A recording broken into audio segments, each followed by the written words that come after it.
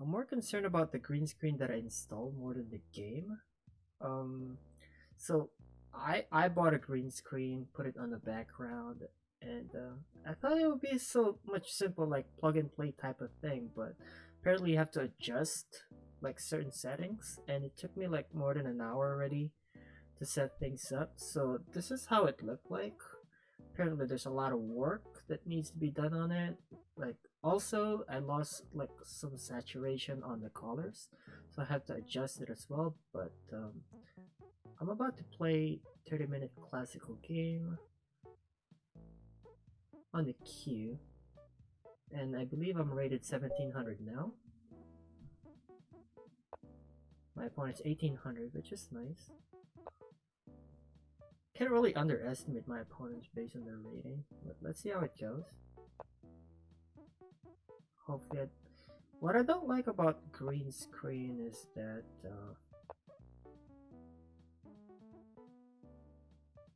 it looks a lot different. Maybe I'm just not used to it.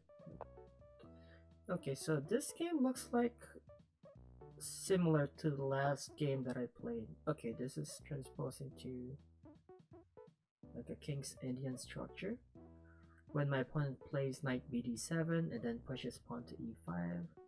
So my typical structure against the Indian is having my pawn on c4 and d4, and then pawns will be traded on e5, and eventually the pawn structure will transpose to an e4 e5 pawn structure. Usually pawn e5 is next. Okay, this is like the modern Benoni. I typically don't accept the Benoni, so Benoni is when you push the pawn on d5. Trying to think what structure I should be playing. I mean, I can push d5, having modern Benoni structure. I can also just push e4, let him take the pawn on d4, and then I'll retake it with a knight. So my knight will be on the center. Or I can ignore the threat, not pushing the pawn in the center, or taking. I know taking is just bad, because it gives him a space for the knight to jump in towards the center. That's the only bad move that I can really think of. The move that I'm considering is pawn to b3, having a fianchetto structure on my queen side.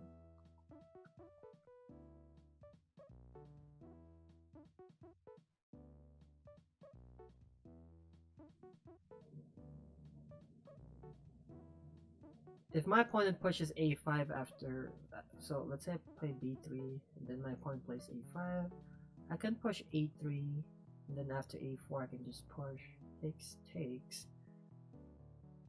I'm thinking that could be bad for me actually. Well, now let's just go with a fianchetto structure on the queen side. This can't be that bad.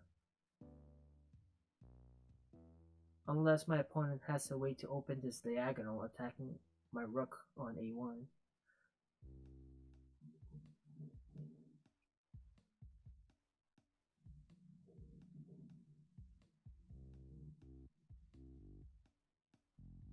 I'm looking at my microphone mixer.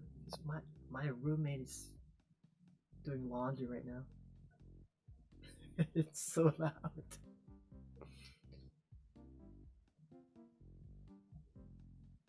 Okay, so my opponent is about to push e5.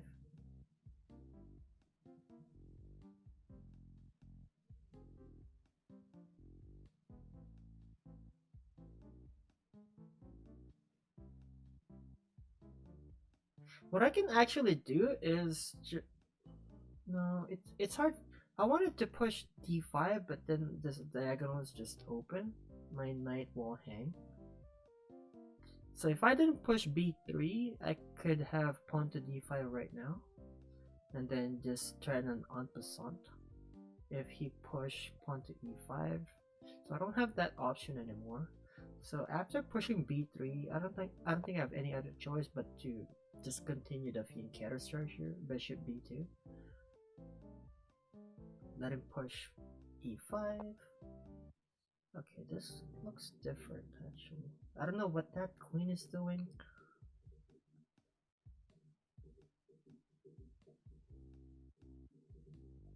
I mean, it attacks the bishop on the b file.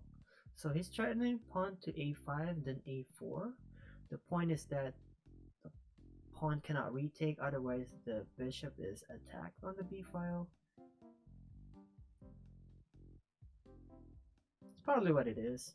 Just wants to put an attack on the b file.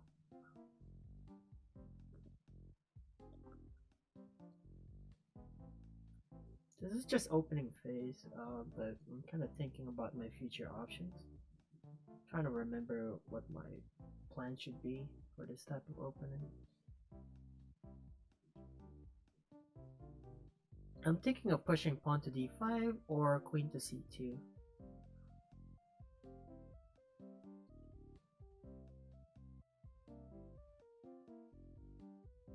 I prefer queen to c2, just protects this bishop if the pawn ever pushes a5, a4.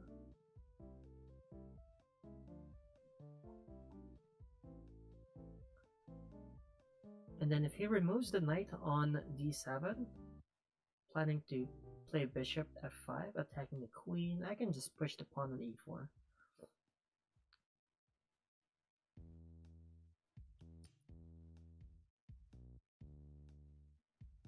Yeah, I'll play queen c2.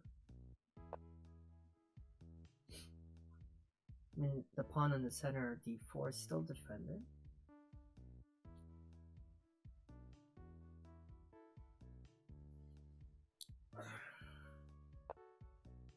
Knight there. It's just opening the diagonal. There's no knight f4 threat yet. So I can play rook fe1 here, just making room for my bishop to retreat. But then he's attacking the center. There's 3 attackers on that pawn on d4. I can just push d5.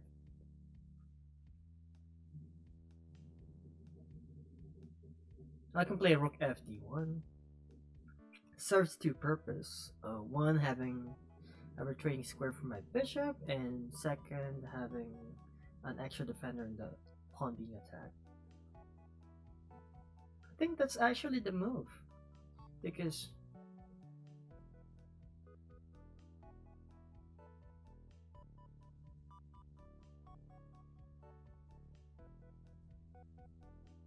unless, actually, I can take the pawn on c5 now. Takes, and then I have knight, either knight a4 or knight d5, attacking the queen, so he's forced to retreat the queen, and then I can trade the bishops. This is actually good for me. Potentially good. Takes. Just think twice before I go for the move. And then I think knight d5 is a strong move because I'm threatening knight c7, forking both rooks. Actually, I don't even have to defend d4. I can take the pawn on c5.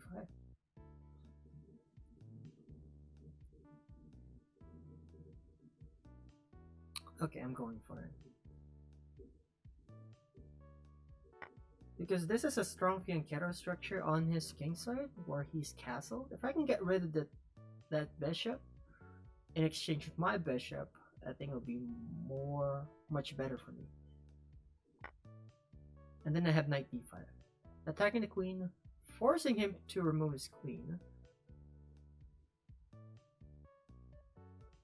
And then I can take the bishop. Not really winning a piece, but we're exchanging my bishop for his good bishop. My dark square bishop is neither good nor bad, it's just a regular bishop, but his dark square bishop is definitely a strong one. Let's get rid of that one. Get rid of that bishop.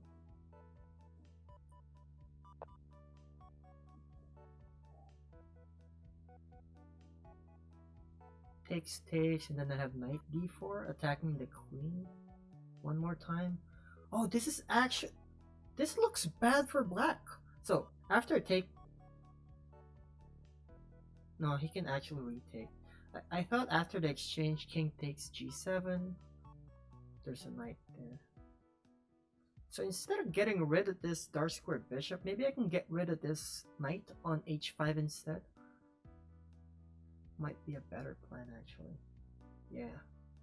So I want to attack this queen and also attack this knight on h5. If I take it with a bishop, he has an open g file, which is hard to defend. I think that's a stronger attack for me.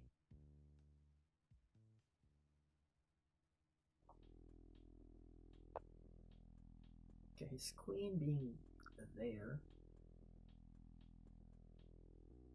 Yeah, I'm gonna take this knight. I don't see a better move. I'll just take this. And then I can continue. Wait, I have a fork attack on knight c7. So I can I can play knight b5, attacking the bishop on g7 and also threatening knight c7. Because regardless, my plan is to remove this knight to attack that bishop on g7. So, yeah, this gives me a lot of attack going on here. Yeah, I'll play it, that absolute. I don't think I'm getting trapped, so if I ever get attacked, I can just retreat. And my knights have different retreating squares anyway. So yeah, we'll definitely go with this one. If he takes my bishop, that would be good for me. And since I'm threatening knight c7, he has to move one of his rooks. He didn't. I can just jump on knight c7, but which knight is better then? I think knight on b c7 is much better.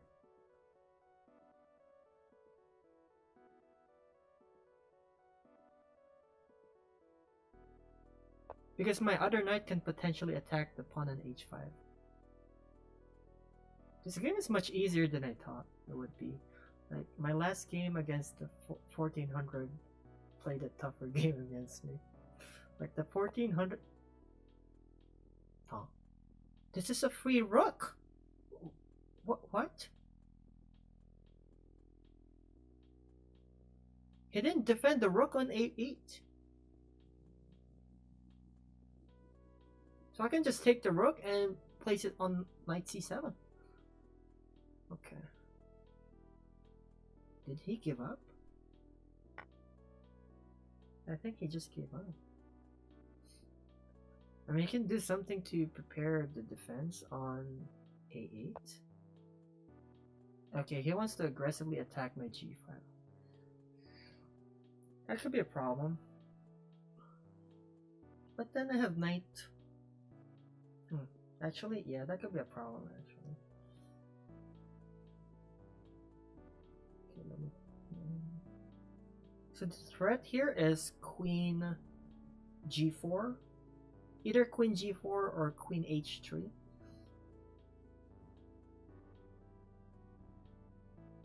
And I can play f3 just to prevent queen g4, but there's still queen g3 coming. If queen h3, I mean queen h3. These are the squares that he's trying to jump into. So if I play f3, I'm defending g4, and also my queen defending g2 square. So I think f3 is the move. I'm just thinking a little bit more. I'm not in a rush of saving that knight stranded on a8, because it's done its job, which is to take the rook. But it would be more pleasant if I have an extra piece. That would give me a lot of piece advantage. I think it's just f3, because he doesn't really have an attack going on in this diagonal. So if I weaken my dark square diagonal, it couldn't be that bad. Also, my dark square bishop is eyeing on his dark square bishop. It's not like he can get out the diagonal right away. Although he can play bishop h6, attacking the pawn on a3. I can play... How do I defend this pawn? Yeah, if I play f3, bishop h6, how do I defend the pawn on e3? It's currently defended by a knight, but oh, he cannot attack it. If he push the pawn on e6 and the bishop is on h6, there's no defender on this f6 pawn. Actually, this pawn on e3 is defended, so I think I'm just going with pawn to f3 now.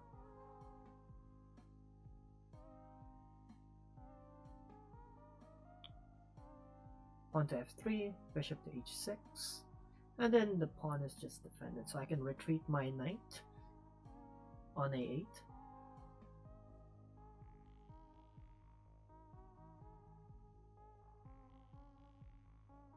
I mean, I also have knight to f4 actually, if I really want to defend this pawn on e3, blocking that diagonal on that bishop. So I think this is it. I don't think he has any plans other than bishop h6 right now. Yeah, bishop h6. Kind of expected. So my plan is to retreat that other knight, but then if I retreat way too fast, I don't have a retreating square on c7 anymore because my knight is defending.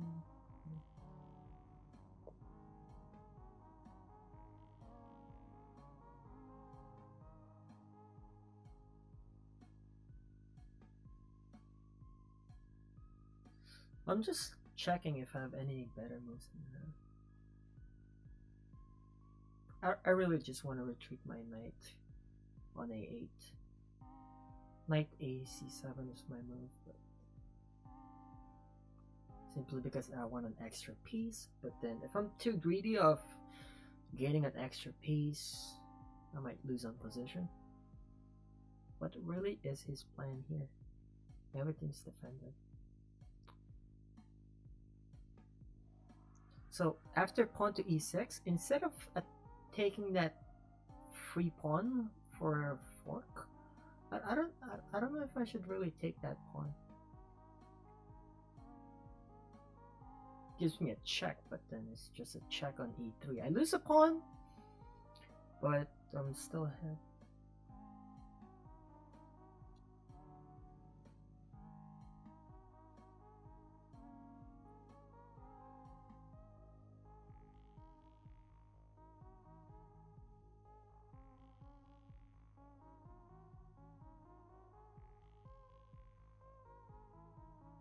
So yeah, knight a c7 is my move. Can I play it? Yeah, I don't really see anything from him. Let's play it.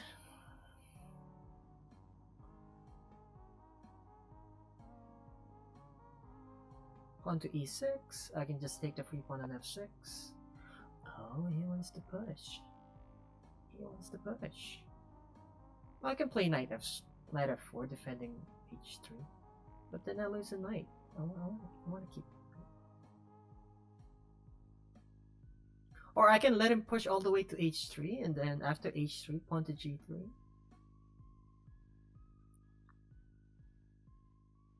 He can sack a rook, but then he's down by 10 points already on material.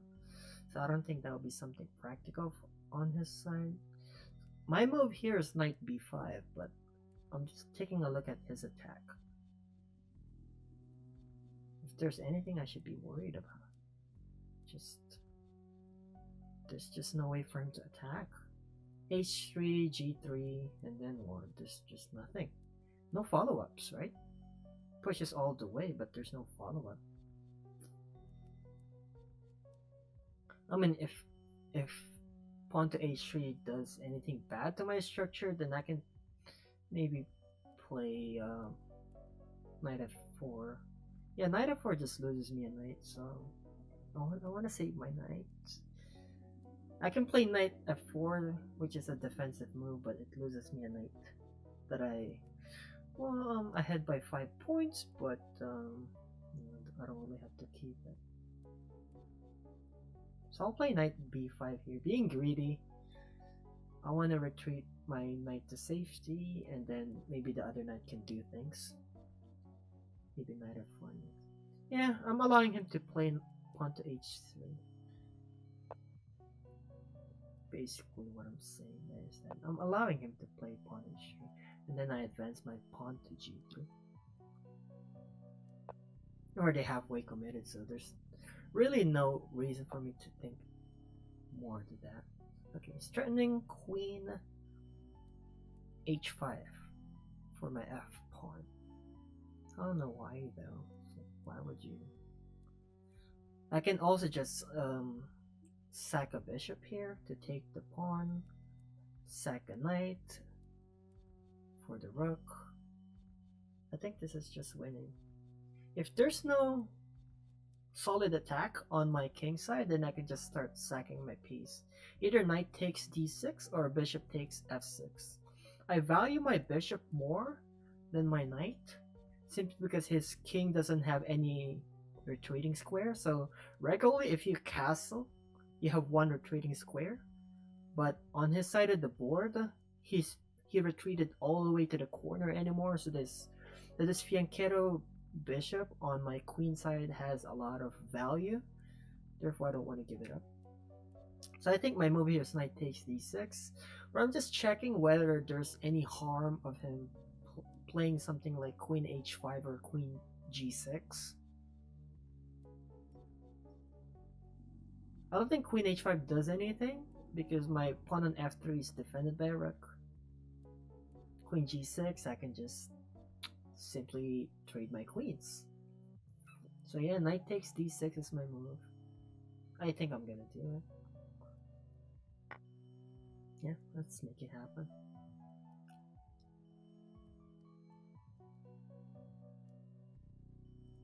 I mean, if my opponent doesn't resign at this point, I don't know. Maybe he has some plan. But I don't see the plan at all. Like, this knight is out of place. This bishop is eyeing on h3 square, which is a friendly pawn. You don't really need to defend that since there's nothing attacking it. I'm not worried about getting rid of pawn on h3. My opponent's really undeveloped. He should have played pawn to b6, bishop b7 a long time ago, attacking my diagonal, but his light square bishop is underdeveloped, and the knight on c5 isn't doing much when it comes to attacking or defending anything. So I think this is just winning. There's no battery attack on rook plus queen combination. Yeah, just knight takes here. Oh, there's a check here. No, that part I didn't see. There's a check on e3. I can take with a bishop, actually. Let's keep things simple. So it's a check. Then I can take this.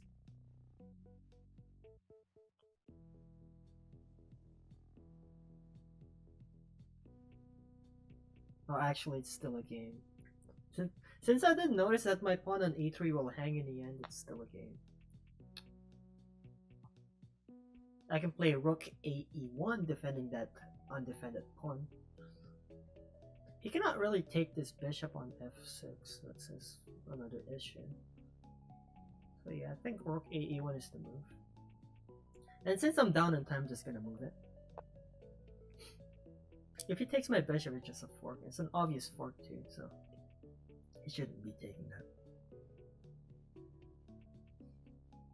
If he doesn't take, I'll take his bishop. He takes with the...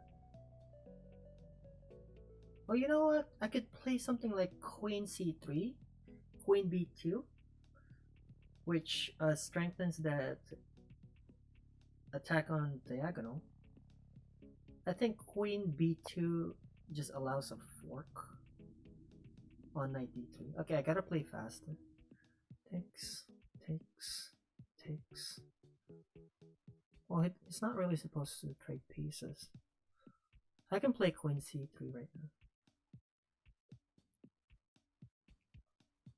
So it's forcing him to trade with a rook.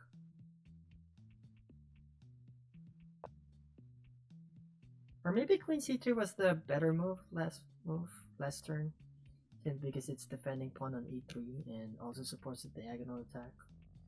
But, well, it's too late. Also, I'm down on time. I just noticed that I'm down by 15 minutes. I gotta play faster. I'm up by 4 points. Also, I might update my layout so that the viewers can see the material difference. Well, the queen isn't doing much. Also, I can just play knight e7 here, forking the rook and queen. Actually, he can take with a queen on the bishop, so it's not an effective fork.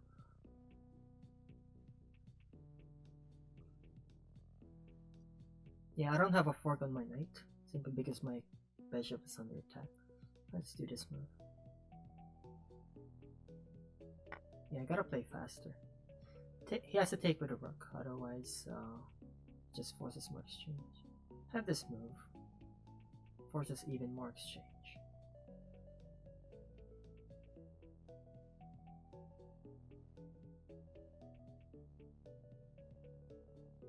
So I'm threatening an even exchange, but then if he lets go of this h5 square, I can play knight h5 instead, attacking that rook. So you still have to be careful. Actually, his queen has to retreat on the light square, so it defends h5 square. Yeah, it defends the h5 square regardless. I should just take this bishop. Not waste time. I've wasted enough time, and then I can just start pushing. Which pawn to push? I got B pawn, A pawn, E pawn, F pawn. Too many choices, you know? Spoiled with choices here.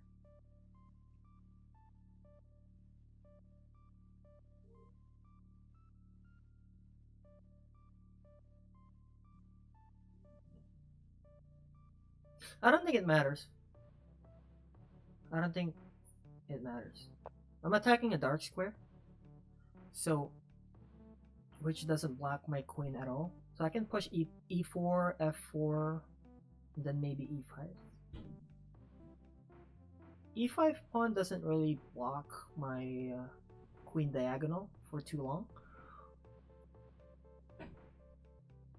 since I'm trading the pawn on E5 to the D6. Assuming that he doesn't push it. Okay, he goes back.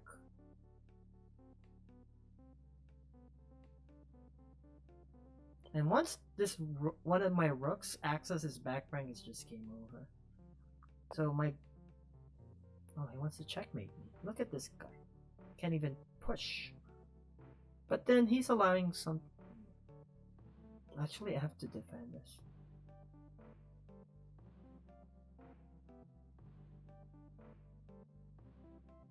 Clever move, but doesn't work. Okay, I have to play faster. So instead of attacking this dark square diagonal, I have to move my queen up to d5, protecting my light square diagonal. Clever move, but I don't think it works. Or I can sack a pawn by playing rook d1. So I can take my pawn on e4, but then I have queen d5, forcing the queen exchange. Oh, does that work? I can just take. Then queen takes, win a pawn, and he doesn't have access on my second rank. Yeah, I think that's just losing. Let's play it.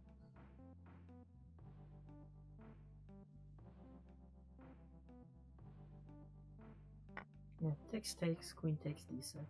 I would hate to lose this game. Yeah. He has some clever ideas, but I think it's losing.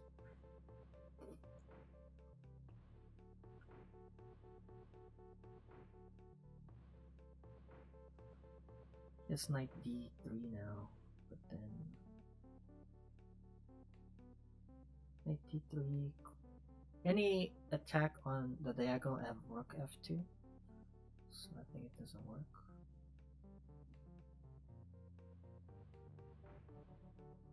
I'll play this.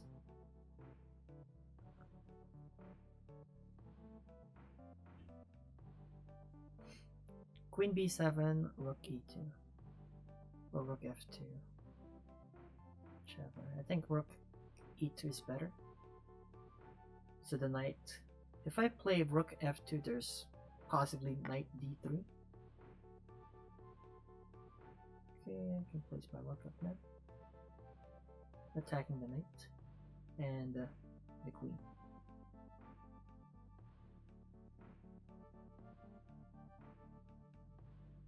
Yeah. Just double checking. So I have 7 minutes. Plenty of time, but not to the point that I can think forever. A lot of threats, but I think this is just winning.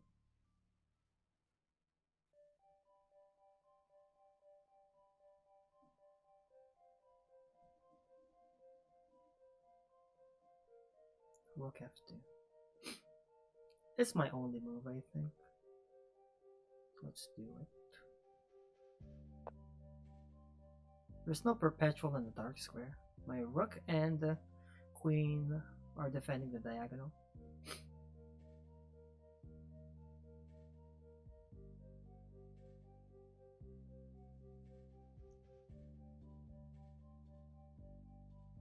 I'm up by so much, but I'm nervous about my clock. I'm too slow. I don't know, I care more about accuracy on classical games rather than the clock.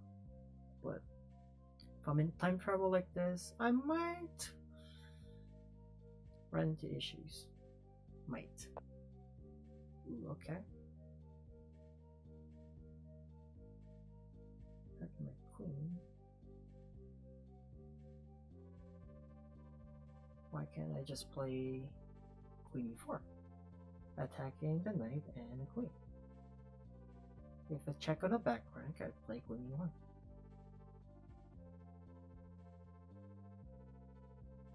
Oh, he can... Oh, that could be a problem, actually. No, I'm attacking the queen. I was thinking there's rook d7, and then check on my back rank, but his queen is under attack right now, so he has to move the queen. I'm double attacking the knight. I can play rook. I play rook f1 actually, instead of queen e1, because I'm defending the diagonal. Yeah, I'll do this instead. My initial plan was queen e1, but then I noticed that I'm defending the diagonal with the queen. There's no checkmate threat if he retreats. So his queen and knight being attacked, I don't know how he can get out of this.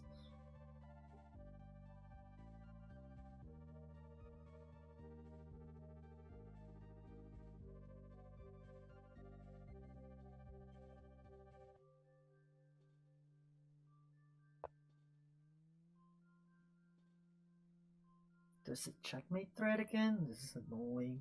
I thought I'm out of this checkmate threat fiasco. Okay, queen e2 then. I thought I'm done with the queen checkmate fiasco. There's no queen d4. Oh, I thought there's queen d5. There's still no attack on the diagonal, so I think I'm fine. What happens if I move my queen up instead of retreating my king?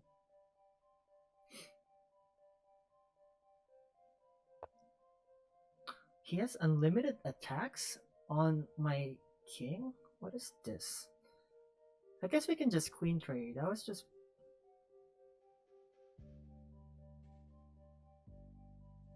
Okay, let me block with the queen and then my king goes to the corner. Yeah, there's no attack on my diagonal yet. So I think I'm fine. I thought I got him. I should have just played queen e1 right away. But I was being clever.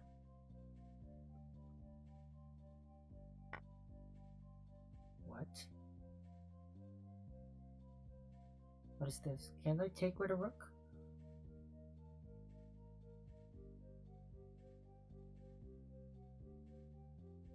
Is there a trick that I missed? I don't think so. There's no attack on it. What trick did I miss? Why did he play this? He could have retreated with a knight. I think there's a trick. I don't have time. I really just want to take.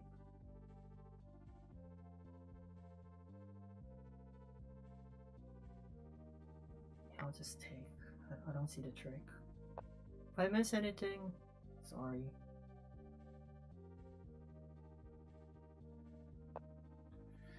Hopefully I didn't miss anything. It's not really thinking through these moves anymore. I only have 5 minutes. 5 versus 20 could be a problem. Check. Takes.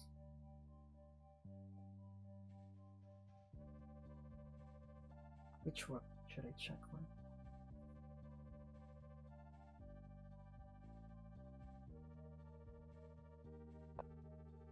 I think any rook should do it. Takes, check with a rook again. I'm letting go of all my defense. But then I think I have a checkmate. Can't find it though. Can't find it. Oh, I have queen e5, trading the queens. It's just GG. Yeah. Queen e6, forcing him for that corner. And then I just trade the queen. And it's just GG. Okay, I thought I'm losing there. Well, I thought there's a trick. After knight takes, yeah, this is just GG. I can clean him up easily.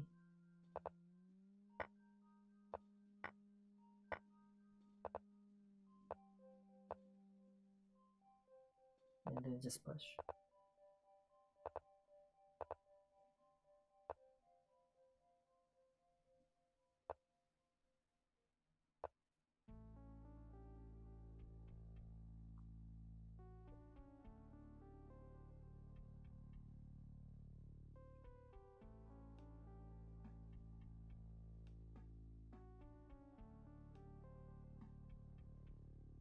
Check.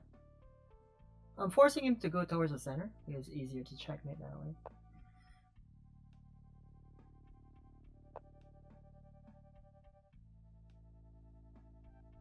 And then rook d4. I think it's just rook d4, rook d1. Checkmate. I think. Oh yeah, this is checkmate. Okay, GG. Let me put this in an analysis board.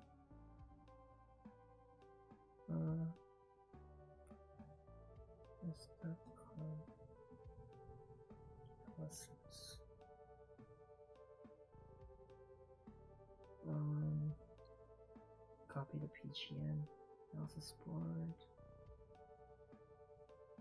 Okay. PGN.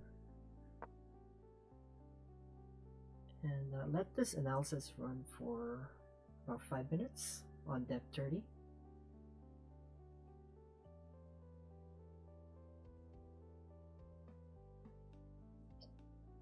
So depth 18 would usually show a graph that looks different than the graph on depth 30. What does the quick analysis say? Quick analysis say 92.1 versus 55, but I'll let the analysis run over.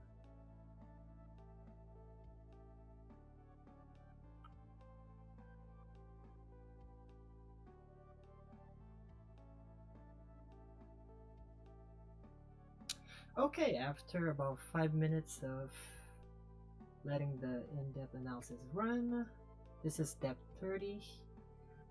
Accuracy goes by 95.2% versus 69.7%. Let's take a look at what mistakes really happen. So these are just book moves in the beginning. So here I thought he would push pawn to e5, which is like the main line on King's Indian defense. But here he went for modern Benoni system where you fianchetto on the king side, connect both knights, and then push c5. I believe the main move here is accepting Benoni defense, which is pawn to d5, but I played b3 instead, going for a fianchetto structure. Oh. E4 is best. So it goes by E4, H3, and then knight takes D4. E4, H3, knight takes D4. I mean, I know H3 has to be there, preventing this bishop from being traded on the knight. Usually the bishop doesn't really do much if the fianchetto is already established on the king side. Okay, but I went for a fianchetto structure on the queen side instead. Here, queen b6, still a good move. I think it's attacking my bishop on b2. And then he was planning to push pawn to a5 and a4. But then I responded with queen c2. See, just putting a simple defense on my bishop on b2 in case my pawn goes for a5, a4 type of attack. And then here, what did my opponent play? So at this point I was expecting him to play pawn to e5, just breaking that center, giving him more space for knight to move around. But what did he really play? Knight h5, which is kind of strange. Okay, look, it's inaccurate. Actually, I don't know why it's classified as inaccuracy. This should be a blunder because it lost them 2 points from the evaluation. So this is like a huge mistake for him because after moving my knight out, I have an attack on the h5 square, which I believe happened during the game. So what I did is I took this pawn first on c5, planning to remove my knight on c3 to either a4 or d5, just trading my mediocre bishop for my opponent's strong bishop on his king side. So, which is inaccurate. So the right move here apparently is g4, g5. G4, g5, and the knight goes back to h5, and then pawn to d5. So it would look something like this: g4, knight f6, g5, back to knight h5, and then pawn to d5. So the engine wants me to accept the Benoni, which I disagree with. I don't like accepting Benoni at all. Too much theory behind it, and also I don't like my pawn being overextended on d5. What are my alternate moves actually? I don't like pushing my pawn to d5. My alternate moves, alternate variation here is queen d2, queen d8, and then d5. Still forcing me to push d5, which I don't want. So I'll accept this inaccuracy that I made. Losing 1 point, potentially, but then going with the moves that I'm comfortable with. Pawn to c5, removing this knight, and just attacking that bishop for an even trade. Right here, and then here I believe I played knight d5, attacking the queen, but at the same time allowing the exchange for our dark square bishops. Okay, there goes the mistake of the game. This allowed me to play knight d4 and attack this bishop. Attack this knight on the side of the board, creating a double pawn on h file, opening up the g file as well. Then after bishop takes h5, I don't think there's any further analysis for this. Even if my opponent sees rook b8 here, not allowing the fork on the rook, it's still extremely winning for white. So after rook b8, we just trade bishops, and then apparently the engine moves are b4, knight takes a7, and then pawn to h3. I mean, after like simple moves like these, it's just waiting for white. So we'll keep going anyway.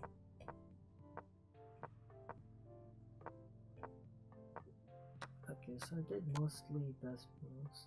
So I was afraid of knight takes f6 because of it forks the queen and rook, but there's queen takes e3, And then after king h1, I'm not sure about how I would continue. So he can defend with this bishop. Apparently there's a checkmate there. I didn't see that part. I thought my opponent would play bishop g7 afterwards. I was just afraid of getting checked. And also, I was down on time at this point. I'm down by 15 minutes at this point, so I didn't really go in depth variations after that. Apparently knight takes is better. My initial move is knight takes, but then I saw this queen takes e3. Still winning for me, but that's why I didn't do it. Takes. Then this is just exchanging more pieces. And then here, I had a lot of option. I can push my b pawn, push my a pawn, or any of these pawns actually. And then I decided to push e4, I believe. e4, okay, e4. Okay, still good. And then here he has a checkmate threat there. So I wanted to maneuver my queen to d5, just protecting this diagonal. Didn't happen. So I just kept pushing. After takes, I believe I took with a queen. Oh, I took with a rook to attack this knight, but then I didn't realize that he can try and checkmate again. So I still think rook takes e5 is the best. Oh, queen d8 check is better. Knight with g8, queen f6. Okay, let's go with that line.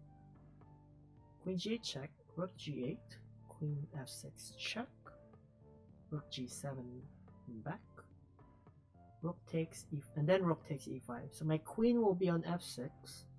It'll look like something like this. Oops. Check, check. Rook g7. It will look something like this. Apparently this is like the best. I mean, my variation is still winning, but it's just a faster mate.